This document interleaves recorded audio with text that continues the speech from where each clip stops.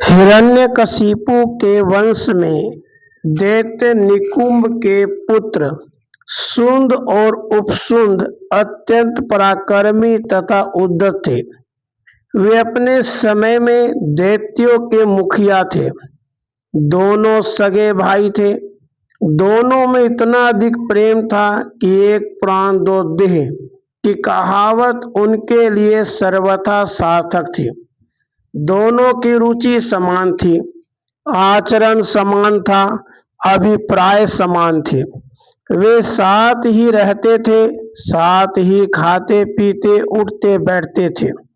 एक के बिना दूसरा कहीं जाता नहीं था। वे परस्पर मधुर वाणी बोलते थे और सदा दूसरे भाई को ही सुख पहुंचाने एवं संतुष्ट करने का प्रयत्न करते रहते थे। सुंद उपसुंद दोनों भाइयों ने अमर होने की इच्छा से एक घोर तप प्रारंभ किया। विंध्याचल पर्वत पर जाकर वे केवल वायु पीकर रहने लगे। उनके शरीरों पर मिट्टी का ढेर जम गया। अंत में अपने शरीर का मांस काट काट कर वे हवन करने लगे। जब शरीर में केवल अस्थि रह गई तब दोनों हाथ ऊपर उठाए पैर के अंगूठे के बल खड़े होकर उन्होंने तपस्या प्रारंभ की। उनके दीर्घ काल तक चलने वाले उग्र तप से विंध्य पर्वत तप्त हो उठा। देवताओं ने अनेक प्रकार से विघ्न करना चाहा उन दोनों दैत्यों के तप में, परंतु सब प्रकार के प्रलोभन, भय एवं छल व्यर्थ हुए। अंत में उनके तप से संतुष्ट होकर ब्रह्मा जी वहां पधारे। वरदान मांगने को कहने पर दोनों ने मांगा, हम दोनों मायावी सभी अस्त्रों के ज्ञाता तथा अमर हो जाएं। पर ब्रह्मा जी ने उन्हें अमर बनाना स्वीकार नहीं किया। अंत में सोचकर दोनों ने कहा, यदि आप हमें अमरत्व नहीं दे सकते तो यही वरदान दे कि हम दोनों किसी दूसरे से न तो पराजित हो और न मारे जाएं। हमारी मृत्यु कभी हो तो परस्पर एक दूसरे के हाथ से ही हो। ब्रह्मा जी ने इस पर एवमस्तु कह दिया। दैत्यों को वरदान देकर ब्रह्मा जी अपने लोक में चले गए और वे दोनों दैत्यपुरी में आ गए। दोनों ने त्रिलोकी के विजय का निश्चय किया। उद्योग प्रारंभ करते ही वे विजयी हो गए। उनको जो वरदान मिला था उसे जानकर भी देवता भला उनसे युद्ध करने का साहस कैसे करते। वे तो दैत्यों के आक्रमण का समाचार पाते ही स्वर्ग छोड़कर जहां तहां भाग गए। यक्ष, राक्षस, नाग आदि सबको उन दैत्यों ने जीत लिया।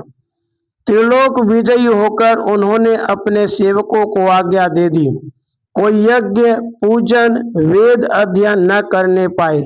जहां ये काम हो उस नगर को भस्म कर दो, ऋषियों को ढूंढ ढूंढ कर नष्ट करो। स्वभाव से क्रूर दैत्य ऐसी आज्ञा पाकर ब्राह्मणों का वध करते घूमने लगे। ऋषियों के आश्रम उन्होंने जला दिए।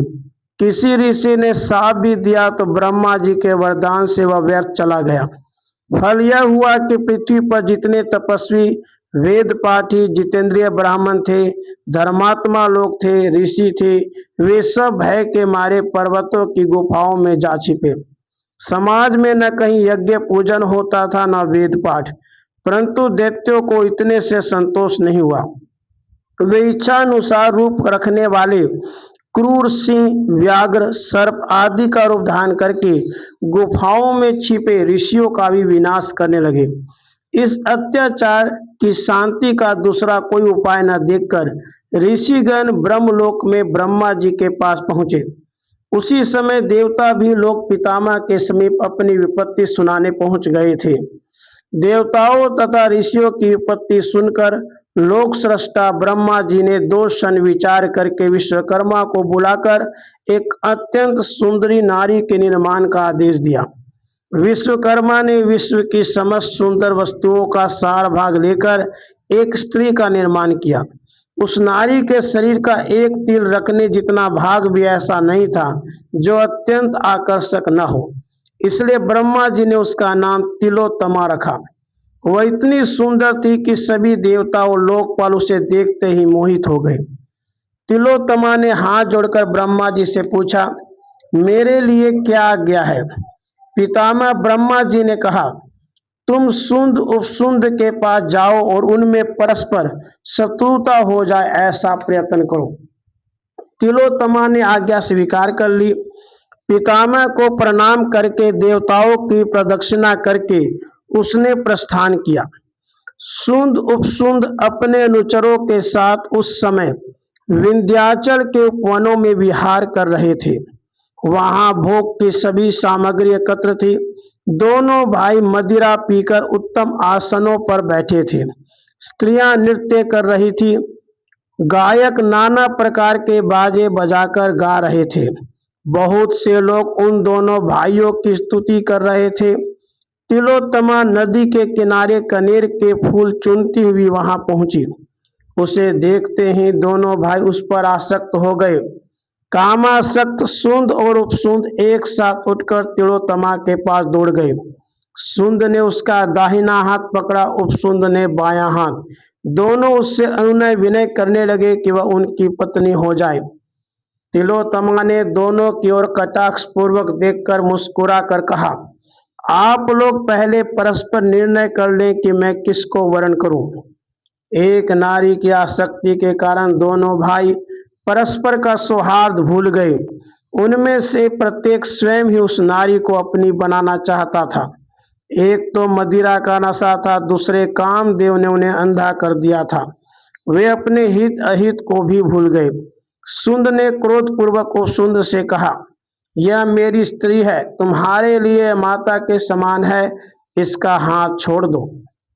उपसुंद ने गर्जना की, यह मेरी स्त्री है, तुम्हारी नहीं, तुम्हारे लिए पुत्रवधू के समान है, झटपट इससे दूर हट जाओ। दोनों क्रुद्ध हो उठे। काम मोहित होकर उन्होंने भयानक गदाएं उठा ली और एक दूसरे पे प्रहार करने लगे। परस्पर के आघात से उनका शरीर पीसकर स्थान स्थान से कट गया। रक्त की धारा चलने लगी। अंत में दोनों ही मांस के लोथड़ों के समान निर्जीव होकर गिर पड़े। तिलोत्तमा का कार्य पूरा हो गया। वह स्वर्ग की श्रेष्ठ अप्सरा बन गई। इंद्र देवताओं के साथ भी स्वर्ग के अधीश्वर हुए। राधे कृष्ण, राधे कृष्ण।